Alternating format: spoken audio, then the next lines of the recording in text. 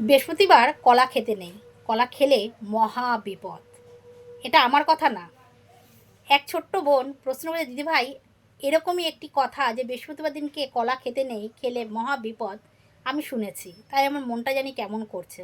তাই আপনার কাছে আমি প্রশ্ন করছি, সত্যি কি বৃহস্পতিবার দিনকে কলা খেতে নেই? কলা খেলে বিপদ হবে? আপনি কি বলেন? আমি সেই ছোট্ট বোনটিকে বলবো, দেখো বোন, এই কথাটা সম্পূর্ণ ভুল। বৃহস্পতিবার দিনকে কলা খেতে নেই এই কথা যে বলেছে সম্পূর্ণ ভুল কথা বলেছে। কারণ বৃহস্পতিবার দিন এমনই একটি দিন যে দিনে আমরা মা লক্ষ্মীর ঘট পাতি, এবং সেই ঘটের উপর আমরা কিন্তু কলা দিয়ে সেই ঘট স্থাপন করি।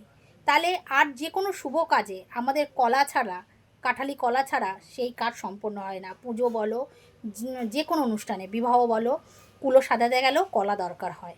যে জিনিসটা এত শুভ, সেই শুভ জিনিসটা বৃহস্পতিবার দিনকে কেন খাওয়া যাবে না বলো দেখি? কেন লক্ষ্মী দেবীকে দেওয়া যাবে না? এই কথাগুলোর না কোনো যুক্তি নেই।